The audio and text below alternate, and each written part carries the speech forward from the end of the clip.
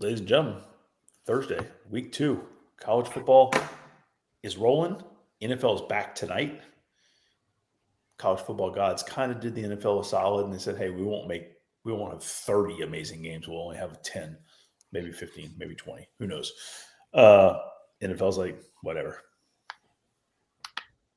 Okay, let's jump in. So Thursday night is NFL only. Friday night, NFL Chiefs and Chargers, which has some Jim Harbaugh flair, which is always fun, playing out of the country. But Friday night, we got JMU at Louisville. Any quick thoughts on those? Gentlemen, what I want to do today, I want to run through 10 quick games, get quick thoughts, and then I want to talk about the big looming elephant in the room. JMU Louisville, anything? I see what you did there. Yeah, I love this matchup. I think it's a great Friday night matchup. Kudos to Louisville for playing one of the best G5 teams out there. Year 2 for Chesney and the Dukes. So excited to see and learn a little bit more about them. If this was if Louisville didn't have Braum as head coach, I might have Louisville on upset alert, but they've done a nice job of winning games they need to win under Jeff Braum. Vince Morrow does in-game interview or no? From Jeff Luby's, it could happen. You never know. Well, if you're Louisville, this is kind of the worst game to play because JMU is a very good team and could go in there and beat you if you're not right. But the average pollster, the average observer just said it's a Sun Belt team. We're not going to give them the credit that they probably deserve for beating a solid football squad in James Madison. Jeff Braum always scoring points. Take the over. Like 55.5. That's going to be a fireworks show. All right, jumping to Saturday morning. I think a lot of America is hoping Texas gets right. San Jose State's coming in. I think a lot of America cheers for Arch, to be honest. I know that people like to bash the expectations and all that stuff. I thought that was ridiculous. You got these yo-yos. Arch didn't play anybody in high school. Arch played the same dudes that Peyton played, that Eli played, that Odell Beckham played, that Scott Russell played. I mean, come on. It's ridiculous. Okay, so we want to see Arch get right. Arch gets right against San Jose State? Yeah, I mean, you go back to that game, a lot of the advanced number, Bill Connolly's number had Ohio State at a post-game win expectancy of 18%. Texas outgained Ohio State in the second half, 242-97. So to fight this fact that in some ways it felt like Ohio State won that game 50-0, you remove the quarterback, Texas was better than Ohio State. So as long as Arch's eyes match his feet, they'll be fine. He just got to calm his brain down, and Texas should be fine. Yeah, I think Texas will be fine. Look, it's San Jose State's coming in not expecting to be 0-1 either. And I stayed up late watching that Central Michigan-San Jose State game last Friday night. Central Michigan guys telling me that they were scheduled to get back home to Mount Pleasant around 9 a.m. Saturday morning. So that's some absolutely brutal cross-country travel there. But Central Michigan was able to power San Jose State. I had not expected that. They weren't beautiful on offense, but they kept the ball a lot, and they pushed San Jose State around a lot. And I think Texas will push San Jose State around a lot. And hopefully, to Zach's point about Arch having his eyes match his feet and all of that, also, let's hope he gets a little bit more help from the play caller in some goal-to-go situations and inside the red zone, because we can blame Arch, and that's fine. But coaches didn't do him a great number of favors last week either. I think Arch puts up 40. I think Texas scores 40 easily. Moving right along. Does Arch throw for 300 yards? I feel like Arch gets right and throws for 300 plus. Wow. I don't know if it's 300, but he's going to throw for a bunch. Yeah. All right. It wouldn't shock me if he did. 250, 240, who knows? I don't think Arch is necessarily looking for all that. I think he's just looking for big wins. Anyway, however they come. ILL is at Duke. I think Illinois is very good this season, and I think Illinois is going to win that game. At Duke is no pushover. Any quick thoughts on that one, gentlemen? Yeah, I mean, big game you noted it, and the expectations are a little bit more at Duke right now because of what they did last year and because of the money that Duke is investing in NIL and not just on the basketball hardwood. So to me, it's continuing to see how Duke's new quarterback does. I think Illinois is good. I'm picking Illinois to win, but it better not be a blowout or Duke's going to have, some more troubles as the season unfolds. Iowa, is that Iowa State? Cyhawk, thoughts? If Kirk Ferentz, go ahead, Zach. Go ahead, John. Nope. I was just to say, I wish I had the numbers in front of me, but it feels like the last 65 Cyhawk games were one-score games, and I expect this one to be the same. To me, this one's all about Iowa's quarterback, Mark Gronowski. If they're going to make that playoff run that one of us predicted, you got to throw for more than 44 yards or whatever he did in week one. We know Iowa State's got a winner at quarterback in Rocco Beck, so they need to match Iowa. If quarterback plays a stalemate in this game, then I like Iowa to win. But if not, then Iowa State will pull off the home upset.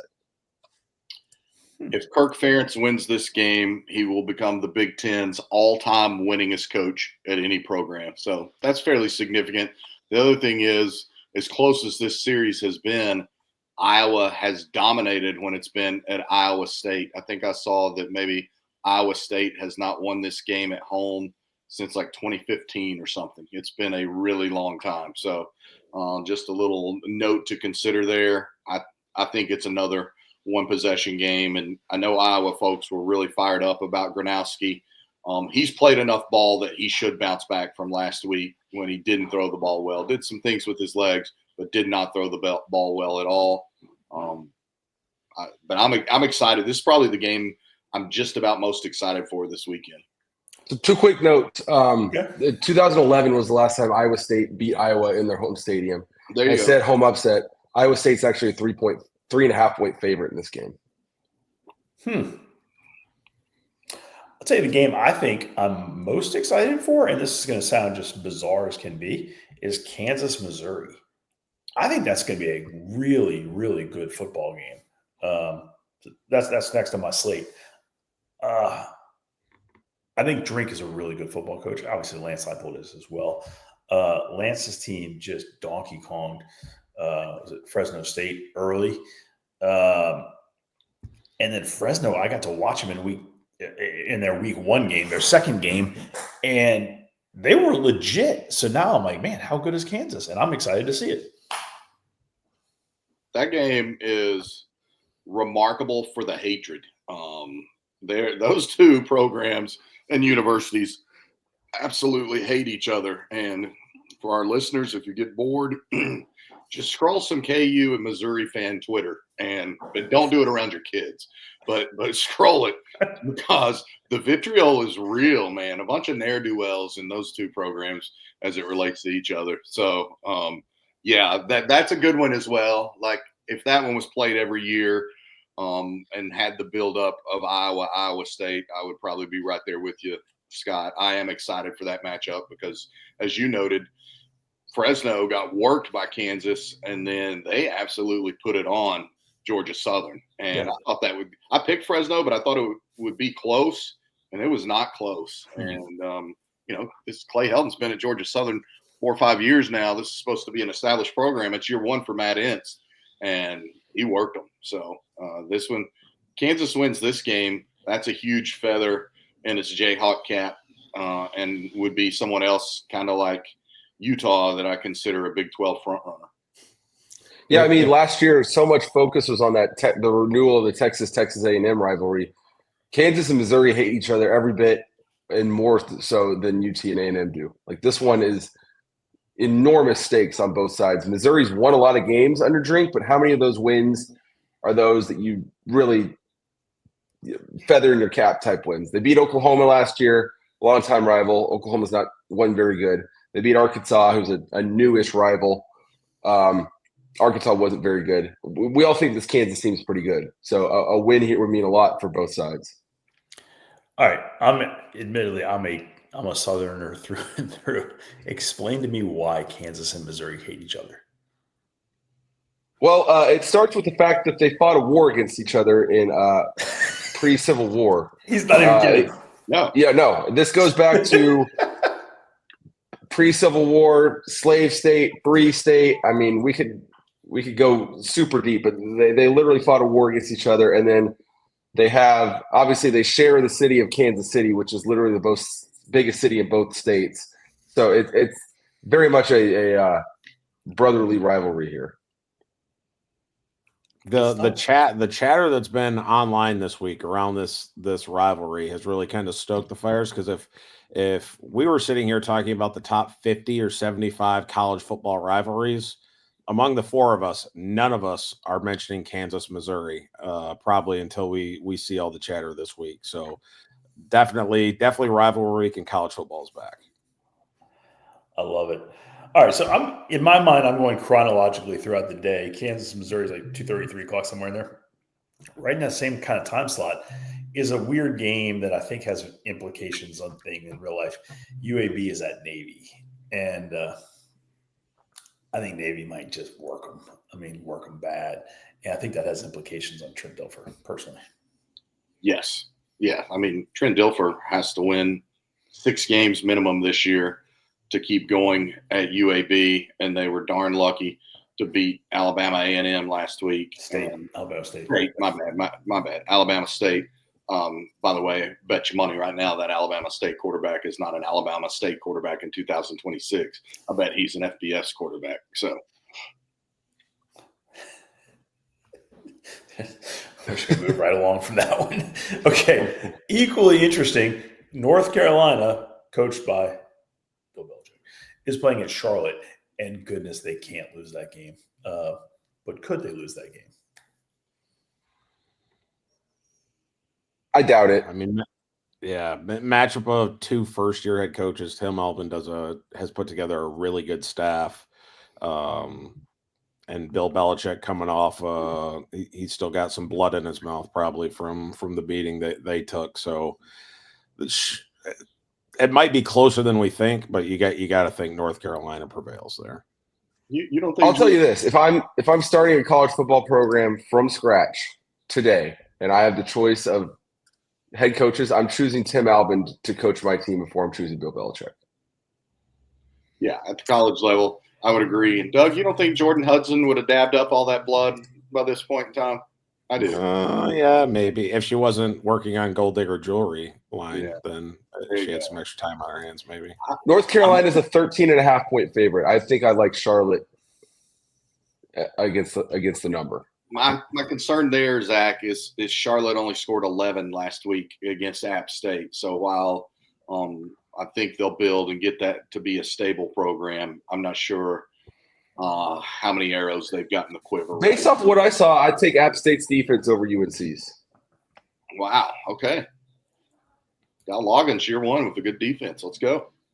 Zach, I would pause on your statement that if you were starting a college football team, you would take Tim Albin over Bill Belichick. If Michael Lombardi is your GM, you take Albin. I understand that. I understand that. But if you were just flying a guy in to coach an existing team in 1 week, I'd take Bill Belichick all day long. The problem is they had to build the team, and the talent evaluation and the understanding what the college game needs. That's where Bill's team is out of sync, in my opinion. Yeah, I mean, if it's a 1 game and my life depends on it, it's a different question. But if I'm starting a program, you don't get Bill. You get Bill and his whole his posse. Yes, understood. All right, let's go to a big one. Michigan is going to Norman, playing OU. Zach, give me some thoughts on that one. I'd be lying if I knew what to expect in this game. I do know that Oklahoma ran for like 113 yards against Illinois State. And the word out of Norman is we're not worried about it because we're missing some offensive line guys. We expect to have these guys back, and we'll be fine. Okay, well, 2 of those guys that they didn't have were true freshmen. And if you're counting on true freshmen to go push Michigan's defenders around, I don't know. And also, Oklahoma, since Brent Venables got there, it seems like they're 2 different programs. Like the defense is consistently healthier, bigger, faster, meaner, stronger than the offense is. So injuries on offense have been a consistent thing with Oklahoma. So I don't think it's one of the things. I think they're whistling past the graveyard and think, yeah, we'll get these guys back. We'll be right. John Mateer put up some good numbers against Illinois State, but he had to throw the ball 37 times to get to those good numbers. Bryce Underwood really, really liked what I saw from him against New Mexico, but I'm obviously judging on a curve because he's a true freshman making his first start against New Mexico. Brent Venables is going to throw some stuff at him that he's never seen before. It's not going to be on film. If I was betting this game, I'd take the under. Sports gun to my head, I'd pick Oklahoma to win because it's at home. But I have no idea what to truly expect from this game. Like I could see Michigan just pushing Oklahoma around and trying to win at 17-14 as well. What about you? Yeah, I mean, to me, this is Bryce Underwood and John Mateer. Like you've got a veteran quarterback that's got a bunch of snaps, and you've got a true freshman, super talented guy.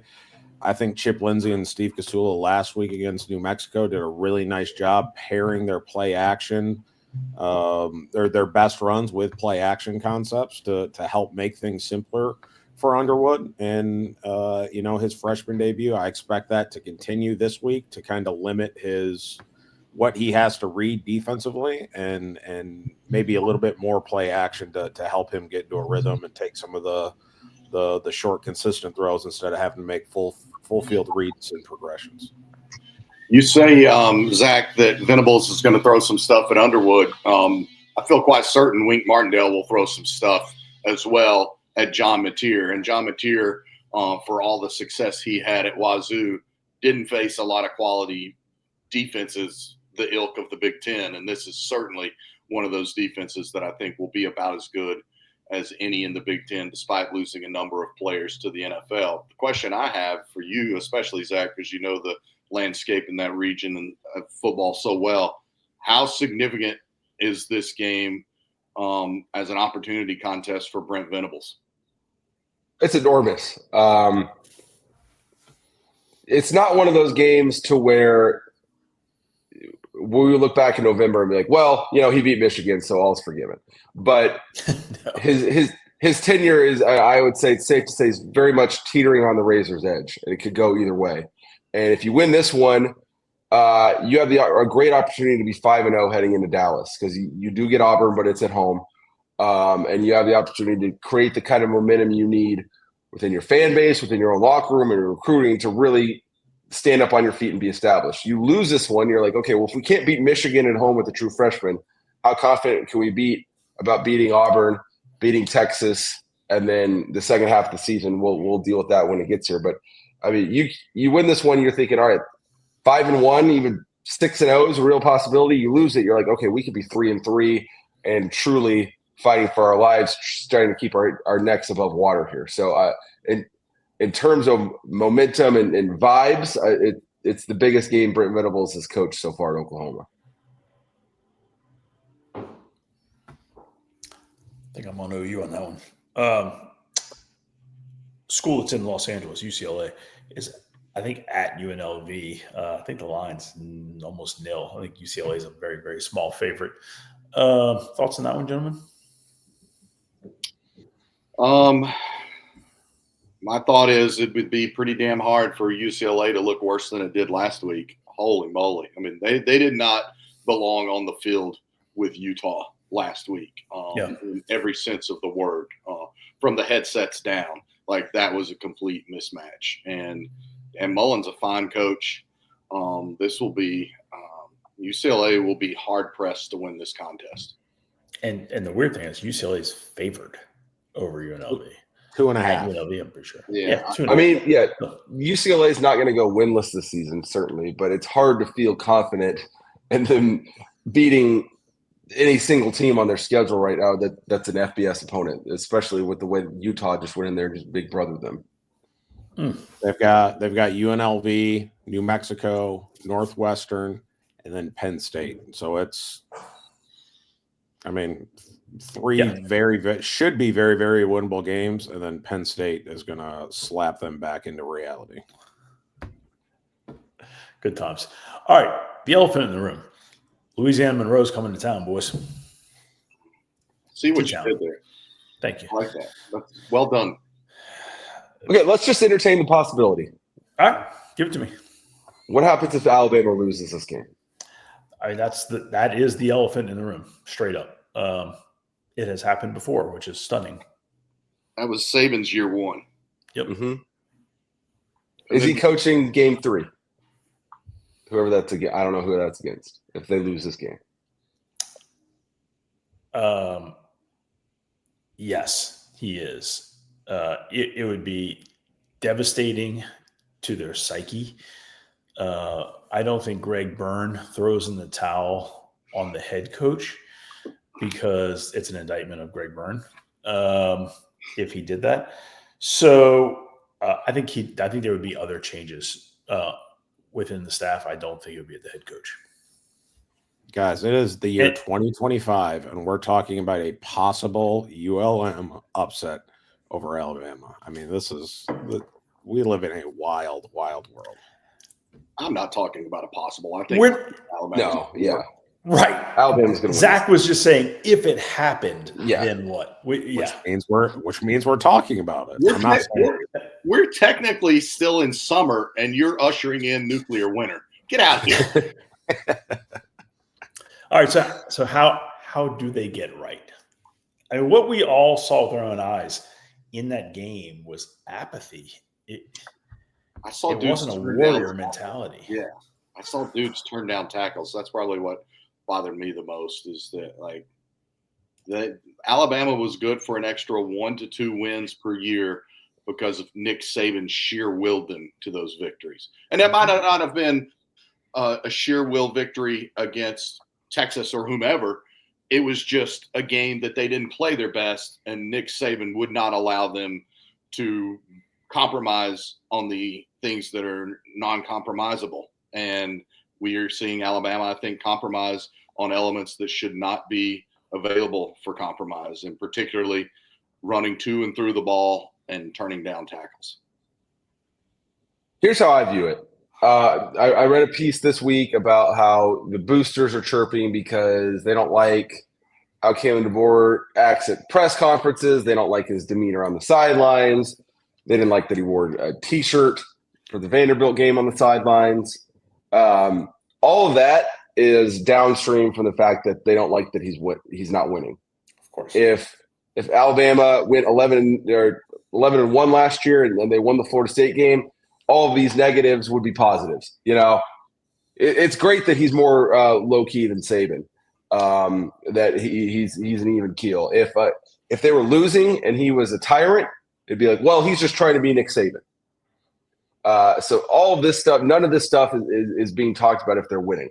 So my advice to Kalen DeBoer is you can't be anyone other than yourself. There's a reason you're the head coach at Alabama. You got to go be yourself. You can't try and be Nick Saban 2.0. That's just going to get you further into the hole. So what you got to do is you just got to win football games. And you have to hold players accountable. It seems like by the way they played in August or in week 1, it seemed like accountability has been lacking. But you've got to bring accountability to your players, but you also have to be yourself. And if it doesn't work, it doesn't work. But the only way out of this is through it.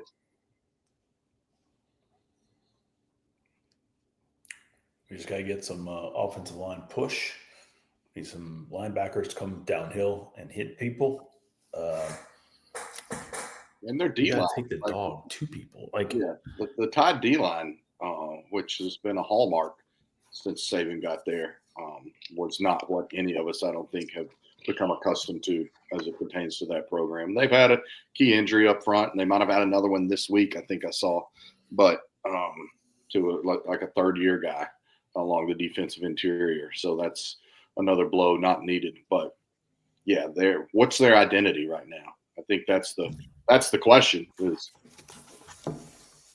I mean, you guys mentioned the D-line. Certainly these guys aren't playing as crisp and as hard as they possibly can, which is obviously an indictment on the coaching staff. But it's also possible these guys just aren't as good as we thought they were.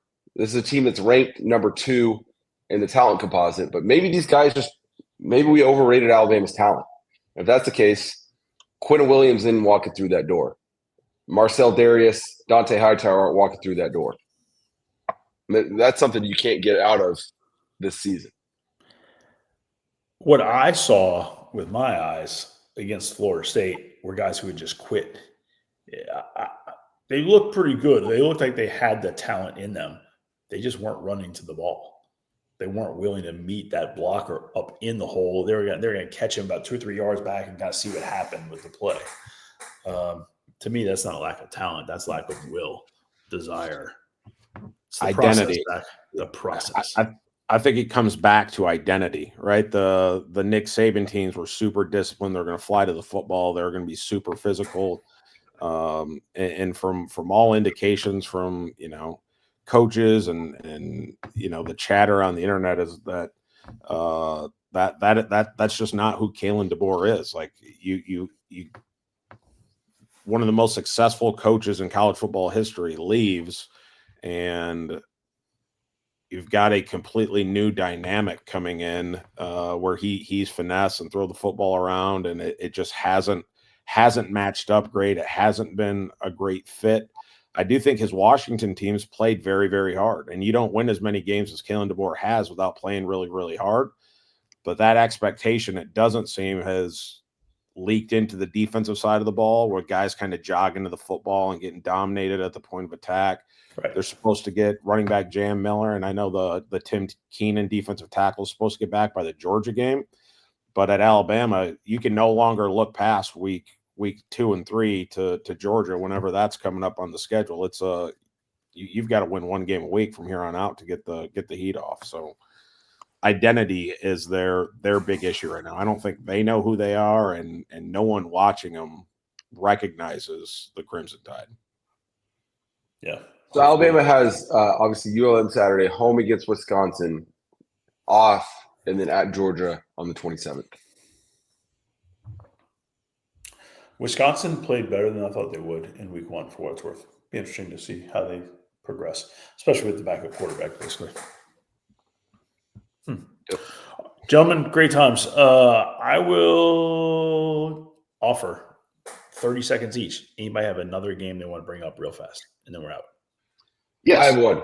Go. Go ahead, John. I want to bring up Ohio hosting West Virginia this weekend. Bizarre. Those two teams are not separated by a whole lot of real estate. And Ohio fans have been talking about this game since I was there in spring for our behind-the-scenes feature at Football Scoop. That was all access with that new coaching staff. Ohio didn't look terrible last week against Rutgers. West Virginia looked really good in the Rich Rod debut part deux. In the second half. The first half, they were slow. Sorry. Right. Yeah. So that's a low-key, sneaky good game this weekend that I will be paying pretty close attention to. Zach?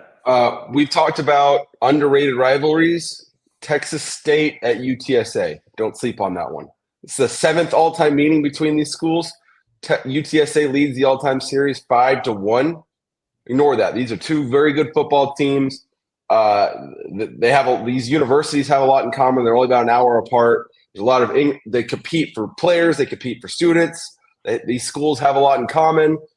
Some might say one thing they have in common is all their students wish they went to UT or A&M. I am not saying that. Others say that. But G.J. Kinney came out and said, I don't know how this game isn't on ESPN this week. I think it might be because of some stupid tennis tournament going on in New York. Regardless, I agree with him. This game should be on regular TV. Question for you on that one. I see Texas State, the president of the university, rides his motorcycle up before all home games. Does he do that before all games? It would be extremely Texas State for him to ride his motorcycle onto the Alamo Dome turf. Let's do it, baby. Hey, let me toss out two more quick ones. I won't spend 30 seconds on them. Longtime ACC programs, Virginia and North Carolina State meet this weekend. It does not count in the ACC standings. You heard me. Virginia, NC State meet. It does not count in the ACC standings. That one is significant. And then the other one I just had right here. Where did it go? That was my main one. I don't know. Wow. Ole Miss, Kentucky. Ole Miss, Kentucky. I can't believe we didn't discuss that game. I had it on my list. It's right there. I just went right by it somehow. Amazing. Yeah. The anniversary of Kentucky's lone SEC win a year ago. Yeah, I think Ole Miss gets them pretty good this year. Ole Miss offense looked good. Kentucky looked okay. Anyway, I've got to mention Arizona State at Mississippi State. That should be a good one. I know Kenny Dillingham said they were staying an hour and a half out of Starkville, and I know that Scott is a noted big proponent of the city of Stark Vegas. So that's one that I'm going to be looking at. I know Jeff Levy and the crew got a win last week, beating Southern Miss. So 2 1-0 programs facing off that. It has the potential to be interesting. A key funny piece of SEC geography for you here that nobody knows is that the 2 SEC programs that are closest to one another are the University of Alabama and Mississippi State University. I knew that. They're only like 70 miles apart on a 2-lane state highway. 100%, I knew that. Driven that road many a time. For real. Gentlemen, always a pleasure. You guys drop nuggets, and I love it. Looking forward to watching games with you guys this weekend, and we'll be back Sunday morning. Tell your friends we thoroughly love Football Scoop Podcast. Happy to do it.